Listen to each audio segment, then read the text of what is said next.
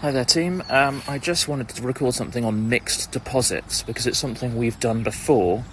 in terms of digging midden deposits where you've got multiple different colours in the ground and things going on, and just how to not make it too complicated. So what I'm looking at today is the drainage trench A for Trench 14, in which we have multiple burnt deposits and multiple layers of that for this stretch. And just so that we can understand it, not make it too complicated,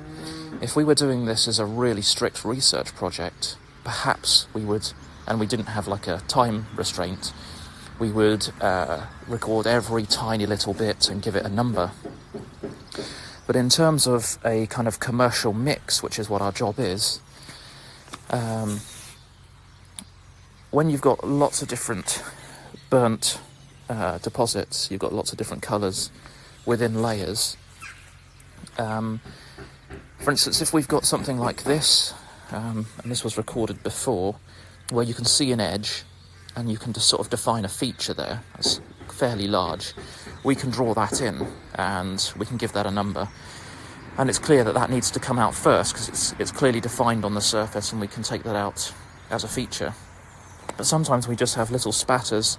of burnt material and clay, and there's just so many of them that if we were to give numbers to all of them, we'd have so many numbers to fill in, and for the scope of our work it's not the most helpful thing, particularly when we know we've got in other areas a lot of burnt deposits, and this whole area generally here has a level of industrial activity possibly associated with brickworks. So where we've got a clearly defined feature that we can put a slot into and record, then obviously we can give that number straight away, and we can we can record that like we would any other feature. But where we have a mass of material like this, what we found helpful on the job is if you can clearly define areas, for instance like a charcoal patch here, that's a bit diffuse, but there's something there at least. What's been helpful is to do a plan where you just mark in that area with a dashed line. I've actually given some numbers here because they were a bit more defined higher up, but some areas you might just dot in a few things, just so you have a plan for that level.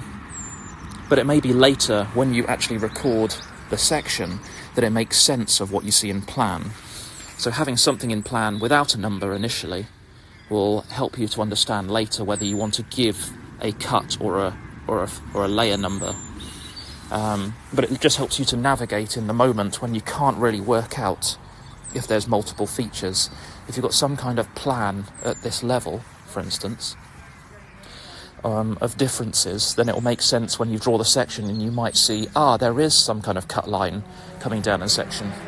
For instance, initially we had a lot of this burnt material here in plan, but it wasn't really clear as to the edges. But now that we can see it in section, you can see quite a clear cut of a pit here. Okay, so we can come back to that with the cut number and with the fill numbers, for which we have 3 because there was charcoal underneath, there was a burnt clay layer, and there was charcoal above as well.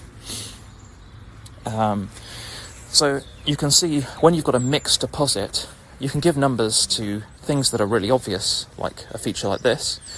But for others, you can just dash in areas and colours, and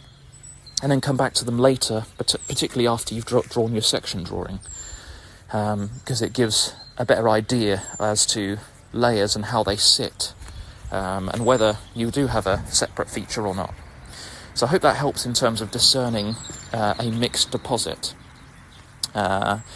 And just as a response to a previous trench that we dug on site, where we did take lots of numbers, it was hard. If you take numbers straight away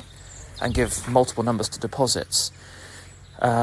you just have more numbers to navigate later on in terms of marrying up what's what, and you have multiple numbers sometimes then for just one deposit. So that's why I'm hesitant to give the numbers straight away, but I think you should always be pro drawing a plan at that particular level, just so that we've got some idea of what's going on. So I hope that's helpful, and it will help us going forward, particularly with a lot of mixed deposits like this.